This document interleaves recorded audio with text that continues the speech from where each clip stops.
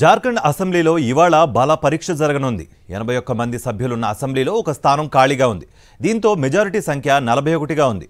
JMM నేతృత్వంలోని ప్రభుత్వానికి అసెంబ్లీలో మెజారిటీ ఉన్నప్పటికీ ఫలితం ఏ విధంగా ఉంటుందనేది సర్వత్రా ఆసక్తి నెలకొంది. ఇప్పటికే హైదరాబాద్ నుంచి జేఎంఎం కూటమి ఎమ్మెల్యేలు జార్ఖండ్ బయలుదేరి వెళ్లారు. మరోవైపు బీహార్ క్యాంపు రాజకీయాలు హైదరాబాద్ చేరుకున్నాయి. జార్ఖండ్ ప్రభుత్వం బల పరీక్షకు సిద్ధమవుతోంది.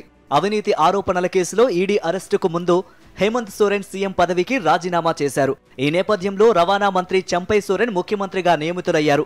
దీంతో అధికార జార్ఖండ్ ముక్తి మోర్చా భాగస్వామ్య పార్టీలకు చెందిన 40 మంది ఎమ్మెల్యేలను కాపాడుకునేందుకు హైదరాబాద్కు తరలించారు. అసెంబ్లీలో ఫ్లోర్ టెస్ట్ జరగనున్న నేపథ్యంలో వారంతా రాంచీకి తిరుగు ప్రయాణమయ్యారు. కాగా 81 మంది సభ్యులున్న జార్ఖండ్ అసెంబ్లీలో ఒక స్థానం ఖాళీగా ఉంది. దీంతో మెజారిటీ సంఖ్య 41. అయితే జేఎంఎం నేతృత్వంలోని ప్రభుత్వానికి అసెంబ్లీలో మెజారిటీ ఉంది. ఆ పార్టీకి 28 మంది ఎమ్మెల్యేలు ఉన్నారు. ప్రభుత్వంలో భాగంగా ఉన్న కాంగ్రెస్ కు 16, ఆర్జేడీ, సిపిఐ ఎల్ఎంకు చెరొక ఎమ్మెల్యే ఉన్నారు. దీంతో అధికార జేఎంఎం కూటమికి మొత్తంగా 46 మంది సభ్యులు ఉన్నారు.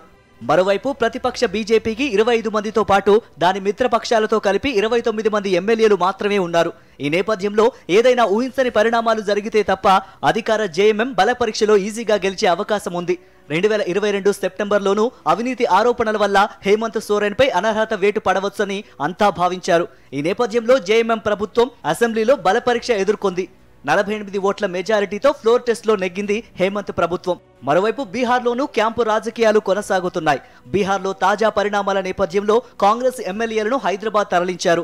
20 మంది ఎమ్మెల్యేలతో ఇబ్రహీంపట్నం పార్క్ అవెన్యూ రిసార్ట్స్ లో క్యాంపు ఏర్పాటు చేసింది టీ కాంగ్రెస్. క్యాంపు బాధితులను AICC secretary Sampath, MLA Malreddy రంగారెడ్డికి అప్పగించింది టీపీసీసీ.